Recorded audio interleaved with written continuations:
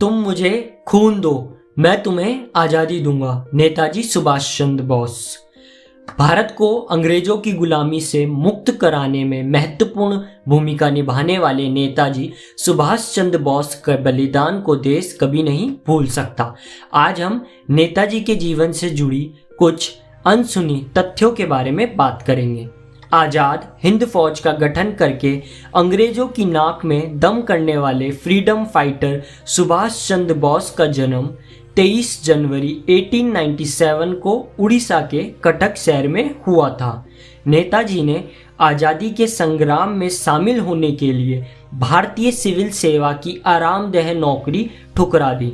सन 1943 में जब नेताजी बर्लिन में थे, उन्होंने वहां आज़ाद हिंद रेडियो और फ्री इंडिया सेंटर की स्थापना की थी। सन 1921 से 1941 के बीच नेताजी को भारत के अलग अलग जेलों में 11 बार कैद में रखा गया। नेताजी सुभाष चंद्र बोस महात्मा गांधी की कई बातों और विचारों से सहमत नहीं थे।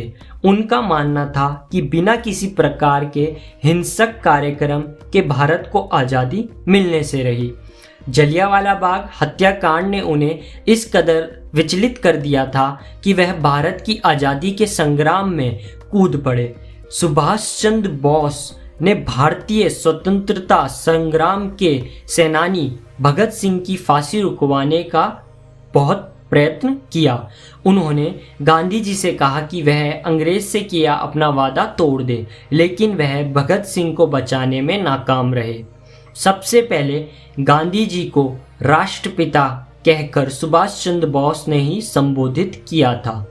एक समय ऐसा था जब लोहा पुरुष सरदार पटेल ने सुभाष चंद्र बोस के खिलाफ मामूली संपत्ति के लिए मुकदमा किया था, जबकि सच्चाई यह थी कि वह केवल गांधी के सम्मान में सुभाष को नीचे दिखाना चाहते थे।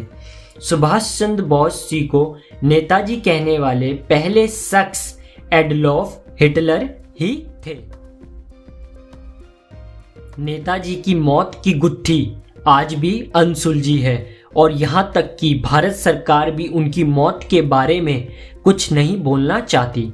लोगों का ऐसा मानना है कि नेताजी सन 1985 तक जीवित रहे, जहां वह भगवान जी के रूप में फैजाबाद के एक मंदिर में रहते थे। ऐसा माना जाता है कि नेताजी की मौत जापान में किसी हवाई दुर्घटना में हुई थी, मगर अब तक नेताजी के शरीर का कोई भी अवशेष कहीं से बरामद नहीं हुआ है। 18 अगस्त 1945 को टोक्यो जापान जाते समय ताइवान के पास नेताजी का एक हवाई दुर्घटना में निधन हुआ बताया जाता है, लेकिन उनका शव नहीं मिल पाया।